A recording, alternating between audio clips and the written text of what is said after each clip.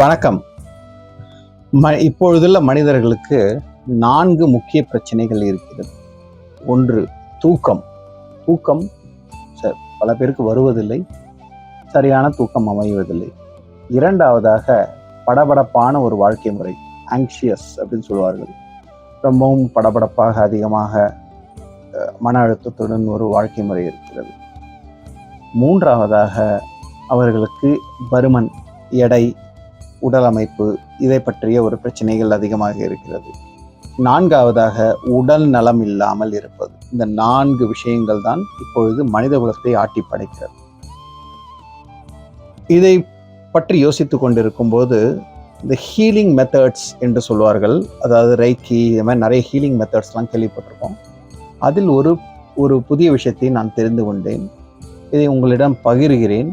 இதை நீங்கள் செயல்படுத்தி பார்த்து உங்களுக்கு இதன் மூலம் பலன் ஏற்பட்டால், சைடு எஃபெக்ட்ஸ் இல்லை, பலன் ஏற்பட்டால் அதை பற்றி என்னுடன் பகிர்ந்து கொள்ளுங்கள். தூக்கம் வராமல் இருப்பவர்களுக்கு அதை சரி செய்து கொள்ள 3 ஹெர்ட்ஸ், அதாவது அலைவரிசை ஃப்ரீக்வன்சி 3 ஹெர்ட்ஸ் உரிய ஒலியை கேட்டுக்கொண்டே வந்தால் உங்களுக்கு தூக்கம் வருகிறது, நிம்மதியாக உறங்குகிறீர்கள் என்று சொல்லிக்கொண்டு இதை கேட்டால் உங்களுக்கு தூக்கம் அதிகமாக வரும் என்று சொல்கிறார்கள். அடுத்ததாக கூறப்பட்ட ஆங்ஷியஸ், அதாவது பதட்டத்துடன் மன அழுத்தத்துடன் இருப்பவர்களுக்கு 432 அந்த வகையான ஃப்ரீக்வன்சியை கேட்க வேண்டும் என்று சொல்கிறார்கள். மூன்றாவதாக உடல் எடை, பருமன், உடல் இதை பற்றிய பிரச்சனைகள் இருப்பவர்களுக்கு 280 ஹெர்ட்ஸ் அந்த வகையான ஃப்ரீக்வன்சியை கேட்க வேண்டும் என்று சொல்கிறார்கள்.